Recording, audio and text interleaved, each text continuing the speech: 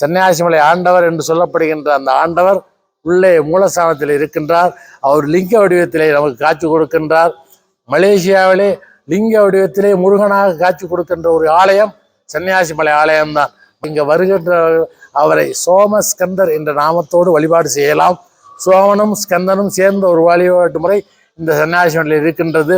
சோமன் என்றால் சிவபெருமான், ஸ்கந்தன் என்றால் முருகன். அக்னி ரூபா சிவலிங்கமும் அதிலிருந்து தோன்றிய உருவமாக முருகனும் இங்கே காட்சி தருகின்றார்கள். அவர் வந்து நடமாடினார், அவர் எங்கிட்ட வந்து அப்படியெல்லாம் போய் சொல்ல நாங்கள் விரும்பவில்லை. அவர் இருக்கிறார் என்பது எங்களுக்கு தெரியும்.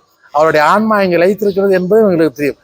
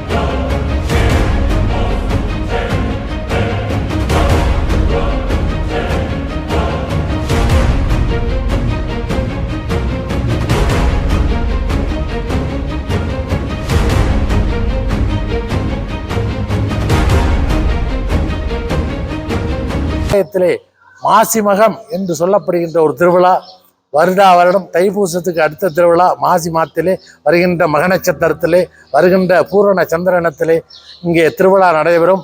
மலாக்காலே பெரிய திருவிழா என்று சொல்லப்போனால் நமது மாசிமக திருவிழா தான். 1 லட்சம் பேர் கூடக்கூடிய ஒரு வாய்ப்பு நிறைந்த ஒரு பெரிய திருவிழா. நூற்றுக்கணக்கான கடைகளோடு சேர்ந்து பெரிய அளவில் கொண்டாடப்படுகின்ற எல்லோரும் போட்டி வழங்கக்கூடிய ஒரு மகா பெரிய திருவிழா இந்த மாசிமக திருவிழா. வருகின்ற மார்ச் மாதம் 12ஆம் தேதி இந்த ஆலயத்திலே மாசிமக திருவிழா மிக சிறப்பாக நடைபெறும். எல்லோரும் வாங்க, எல்லாரும் வந்து கலந்துங்க, அவரோட ஆண்டவருடைய அருளை பெறுங்க.